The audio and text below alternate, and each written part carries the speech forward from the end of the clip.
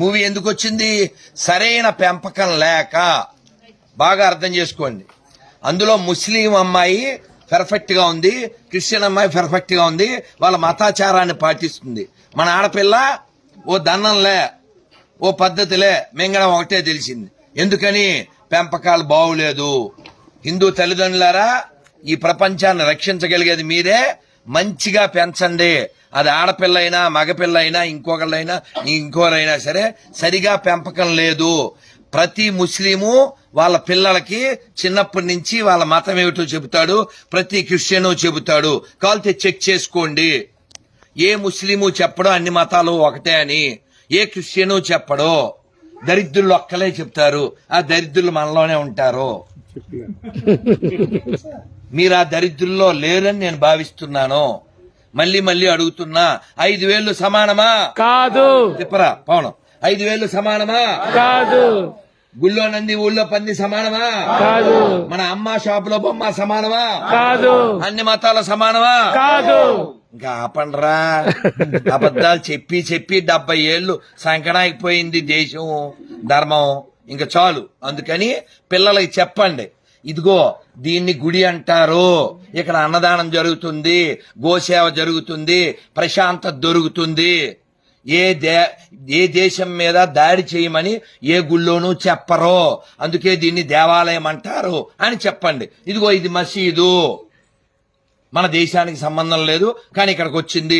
ఇదిగో చర్చి, మన దేశానికి సంబంధం లేదు ఇక్కడికి వచ్చింది. కానీ ఈ మసీదుకి వెళ్లేవాళ్ళు, చర్చికి వెళ్లేవాళ్ళు వాళ్ళ పూర్వీకులంతా ఇక్కడి వాళ్లే.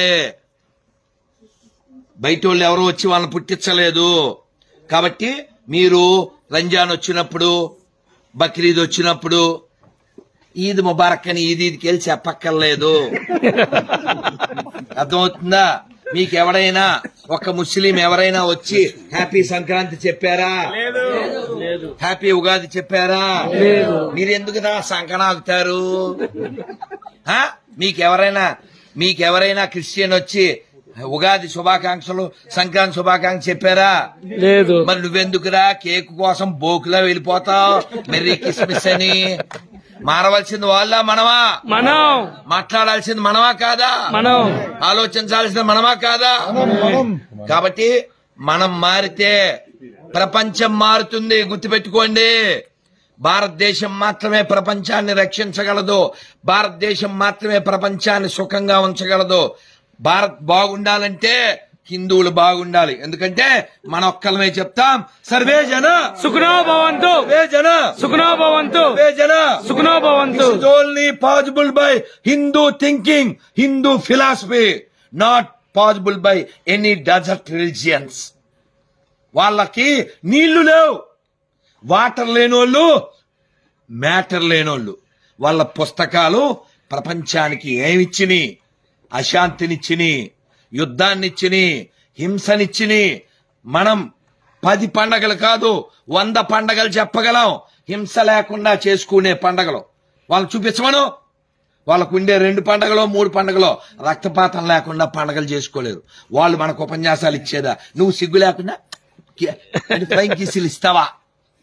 కాబట్టి హిందువులారా, మీ పిల్లల బంగారు కొండలో, మీ ఆడపిల్లల బంగారు తల్లులు ఎప్పుడు మీరు నేర్పిస్తే, మీరు వినిపిస్తే, మీరు కూర్చోబెడితే, చూపిస్తే. అరే, లక్ష్మణుడు సీతాదేవిని ఆభరణాలు గుర్తుపట్టమంటే, అన్నయ్య ఇవి నాకు తెలియదు, నాహం జానామి అన్నాడు.